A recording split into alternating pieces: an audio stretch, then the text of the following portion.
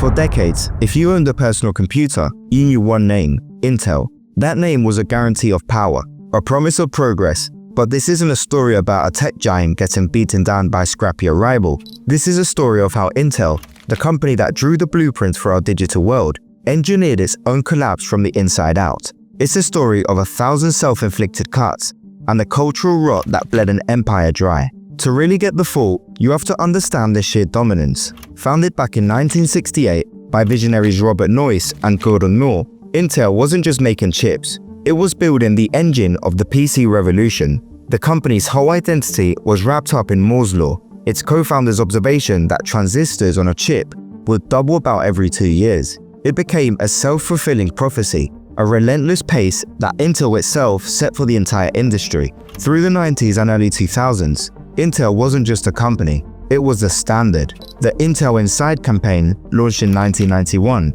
was a masterclass into marketing. It turned a cryptic component into a trusted household name and made the processor inside the box just as important as the brand on the outside. This brilliant branding, mixed with massive factory scale and ruthless business practices, gave Intel an iron grip on over 80% and sometimes over 90% of the x86 CPU market. Its main competitor, AMD, spent decades as a perennial underdog.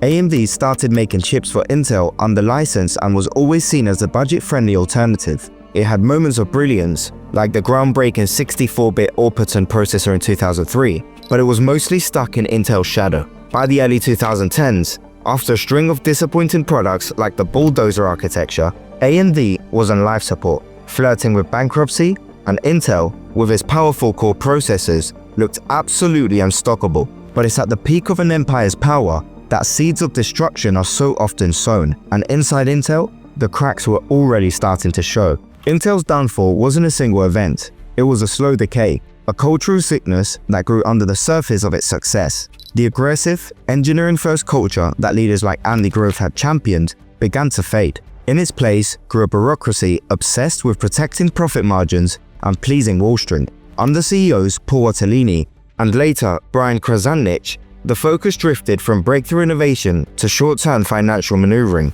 The company began pouring staggering sums into stock buybacks, funneling cash to shareholders that could have been used to solve its next generation of engineering problems. A too-big-to-fail mindset took over. The very thing that made Intel great, its integrated model of designing and manufacturing its own chips in its own billion-dollar factories, or fabs, became a source of arrogance. They were the best, they built the best, and they didn't need anyone else. That arrogance led to one of the most fateful miscalculations in tech history. In the mid-2000s, Apple approached Intel about building a processor for a new device, a telephone. The story isn't that Intel flat out rejected them, but they couldn't agree on a price, and Intel underestimated the sheer volume Apple was planning. That device, of course, became the iPhone. It kicked off the mobile computing revolution, a market Intel almost completely missed. This wasn't just a lost sale, it was a catastrophic failure of imagination, the first real sign that Intel's vision was starting to narrow. Meanwhile,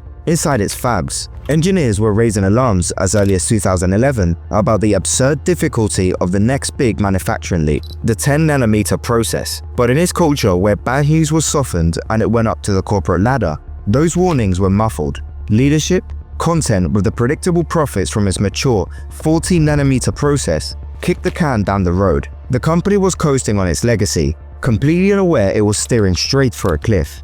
Starting around 2016, the situation spiraled. It wasn't one disaster, but a cascade of failures, a death by 1,000 self-inflicted cuts, each one exposing the rot that had set in. The first and most devastating cut was in the public implosion of its manufacturing. The 10nm process, originally planned for 2016, turned into a black hole of broken promises. Year after year, it was delayed. 2017, then 2018. High-volume production didn't happen until 2019, a disastrous 3-year stumble. The issue wasn't just a name, it was a failure of execution. While Intel was stuck, its competitors, who used outside foundries, didn't wait. They took their designs to a new manufacturing king, Taiwan Semiconductor Manufacturing Company, or TSMC. While Intel fumbled, TSMC perfected its 7nm process. Thanks to TSMC's flawless execution, Intel lost its most sacred crown, manufacturing leadership. The second cut came from the rival it had left for dead. While Intel was drowning in its 10nm nightmare, AMD was staging a revolution.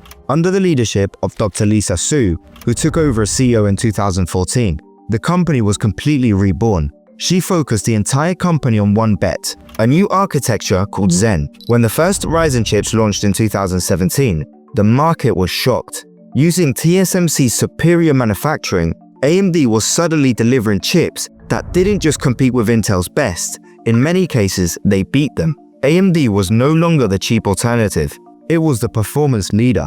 The third cut was the loss of a titan. For years, Apple was one of Intel's most important customers, but Apple saw the writing on the wall. At its 2020 developer conference, it announced it was ditching Intel to use its own custom Apple silicon chips built by TSMC. This was more than a lost contract. It was a psychological gut punch. One of the most respected companies on the planet had just publicly declared it could do better. By mid-2023, the last Intel-powered Mac rolled off the line, and the Intel Inside sticker was gone for good. The final cuts were to the leadership itself. The chaos peaked with the abrupt resignation of CEO Brian Krzanich in 2018 over a violation of company policy, leaving Intel rudderless in the middle of its crisis. The turmoil at the top laid bare the cultural decay that had been festering for years. This wasn't a string of bad luck. It was the inevitable result of a decade of internal decay. If you're finding this story of how an empire can crumble from the inside fascinating,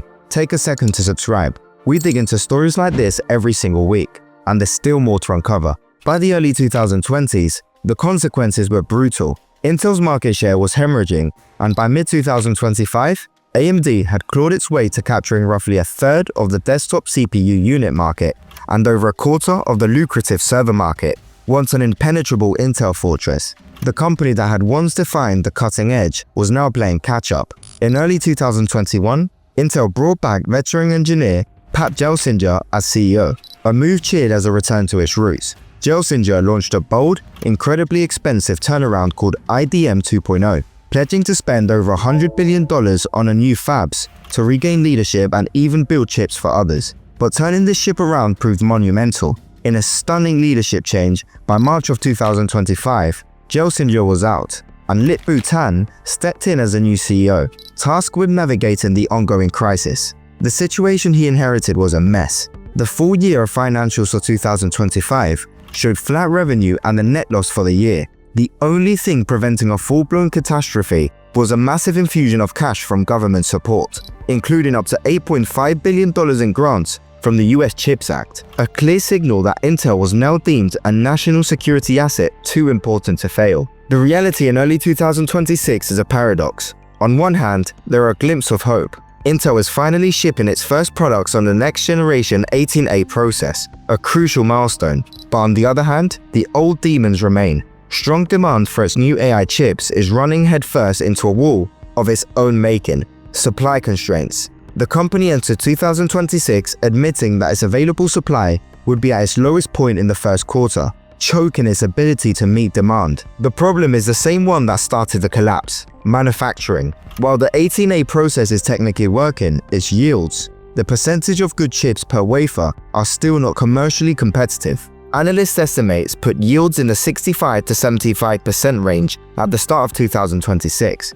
well below the 80% or more needed for a healthy profit. As CEO Lip-Bu Tan himself has noted, the yields are below where they need to be. Intel is in a race against time, burning through billions in cash while trying to fix its most fundamental problem. Intel's story is a lesson for any dominant company. It wasn't murdered by a competitor, it nearly died from 1,000 self-inflicted cuts. This was a failure born from arrogance and a refusal to see the world changing, and a corporate culture that started to value quarterly reports more than engineering truth. The company forgot what made it great: the relentless paranoia that you're never safe. That paranoia was replaced by a comfortable, profitable complacency. AMD didn't win because it got lucky. It won because it was hungry, humble, and executed with focus, qualities Intel had lost. Today, Intel stands at crossroads. Propped up by government funds at its own massive legacy, its turnaround is one of the most ambitious in corporate history. It's showing some signs of life, particularly in the booming AI data center market.